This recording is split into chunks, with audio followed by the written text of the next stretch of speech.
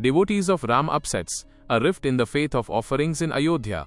It was night time. Everything in the Ram temple complex in Ayodhya appeared normal, but a bundle of notes kept in a washroom suddenly blew away the entire city's sleep. This sum of around 40,000 rupees was not very large, but the question was big. If this money belonged to the offerings, how did it reach here? Outside the temple there were the same bells, the same slogans of Jai Shri Ram, the same queues of devotees. But inside, a suspicion had been born that was slowly going to reach the donation box. Because when a devotee donates, he does not put money in, he puts faith in. And when a question arises on that very faith, the blow is not on the pocket but on the heart. Ayodhya has not been just a religious city for the past few years. After the Ram temple, it turned into one of India's biggest faith tourism centers. Hotel owners increased rooms, shopkeepers ordered new stock, rickshaw drivers added new hopes. Everyone felt that Ayodhya's fortune had opened up now. But then such news arrived that did not stop the devotees' steps, but stopped their hands. People going to the temple were having darshan but were stopping before giving donations. At first, this matter was like a whisper. Someone would say something is wrong. Someone would say, this is a matter raised by opponents. But soon the matter did not remain just a rumor. The Uttar Pradesh government formed a special investigation team on the 13th of June. The SIT began investigating records related to donation collection, counting, storage and supervision. Just a few days later, a preliminary report reached the government. And then on the 25th of June, an FIR was registered, in which serious allegations like alleged embezzlement of offerings and criminal conspiracy were made. After this, 8 people were arrested and the police spoke of an 80 lakh rupees cash recovery. According to reports, people associated with the donation counting process were included among the accused. But the real shock was bigger than even the recovery. Reports associated with the investigation claimed that the matter opened with that cash discovery when a guard found a bundle of notes in a washroom.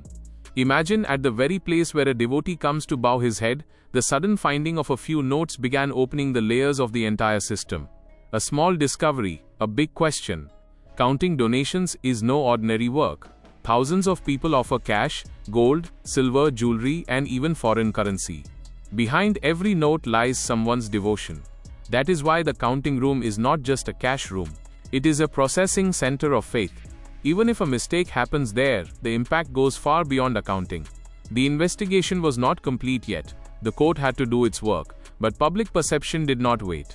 People delivered the verdict in their minds first. Some devotees said, "We have faith in Lord Ram, but no longer have faith in the management." And this very line became the biggest emotional turning point on the streets of Ayodhya. The example of a devotee coming from Hisar, Haryana came forward in reports. He had previously donated 5,100 rupees but this time spoke of offering only 51 rupees. This sum might look small, but the message was very big. The devotee was saying, "I will do darshan but put my money somewhere else." Some people began saying that rather than putting money in the donation box, it is better if a poor child's education is helped. This very thing was turning the controversy from spiritual to social. Because faith here was not finished. Faith remained connected to God. The rift fell only in that system that was made to handle faith. Outside the temple, in the shops too, this change began looking clear. Earlier, people used to buy worship materials, pictures, prasad and souvenirs. Now many people stopped just to ask questions. Who did it? How much went away? And are big people responsible too? For shopkeepers, this question was more exhausting than selling. Ayodhya's economy runs on the emotions of devotees.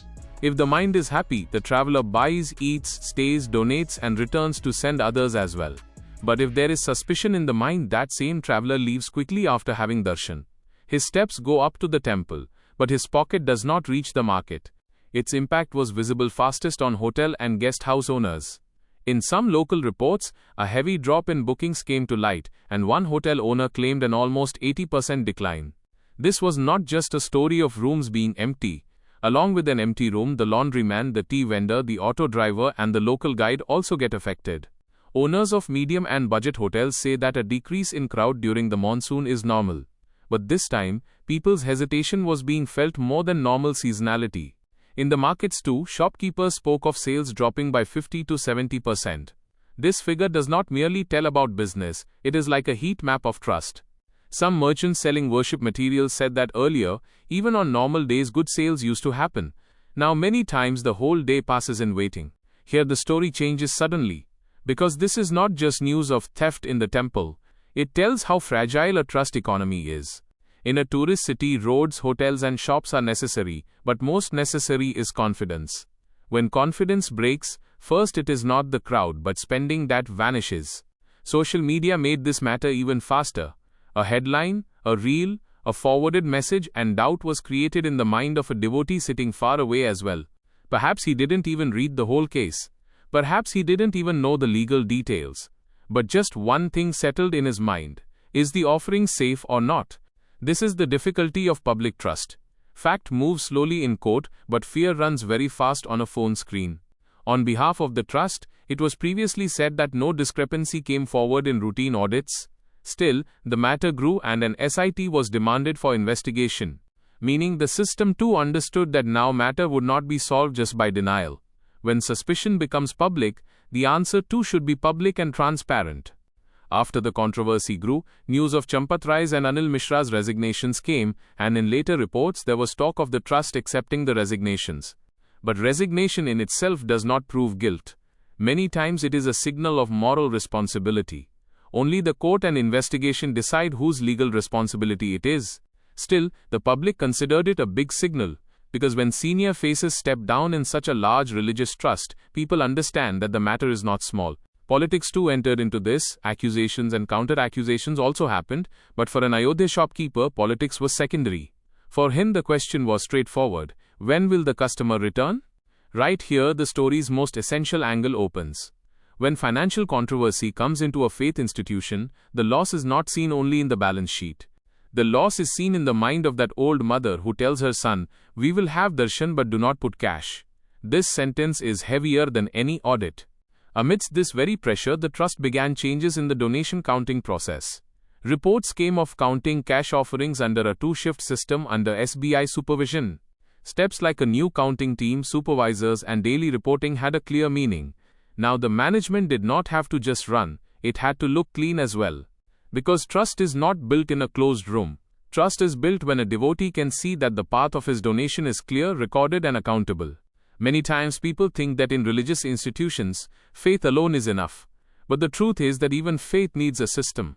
The money that comes in God's name, as pure as it is considered, its handling should be just as disciplined.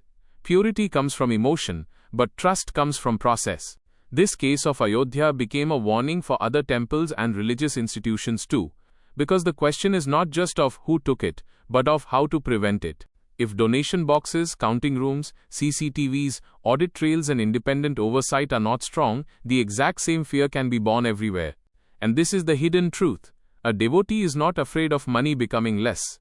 A devotee is afraid that his devotion might be insulted somewhere along the way. Between 51 rupees and 51,000 rupees, there is not just a difference in amount. Between them lies hidden the entire distance of trust. When a person stops a large donation, he does not just cut expenses. He gives a message to the institution to return confidence first, then contribution will be received. Ayodhya's local economy too is listening to this very message. Hotels, shops, taxis, prasad, flowers, guides, all are connected to the invisible chain of trust. If one family cancels a trip, not just one room remains empty. Many small earnings quietly vanish with that cancellation. This is the reason this controversy did not remain merely an issue of the temple administration. It became a question of a city's livelihood, reputation, and rhythm. But the story does not end here. Because if trust breaks, it can return too. But to return, not just time, visible correction is needed. People need steps like clear audits, regular public updates, strict accountability, and donation tracking. Just an emotional appeal will not be enough now.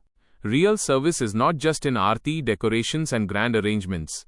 Real service is in the honest protection of every single rupee that someone gave with devotion.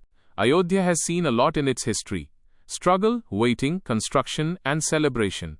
But now a different test stands before it, a test of management. Because as high as the temple's spire is, the responsibility of its trust becomes just as high. In the end, the question is not that the devotee is upset with Ram. The question is whether the system will be able to win back the devotee's trust. Next time when a devotee stands in front of the donation box, there will not be just a note in his fingers. In his hand will be the verdict of trust. And Ayodhya's real story will be written at that very moment when the devotee decides whether he will leave after just having darshan or will be able to leave his faith there as well. If this video has taught you something new, or if you feel this information should reach more people, don't forget to like and share the video. Your small share can become valuable and useful information for someone else.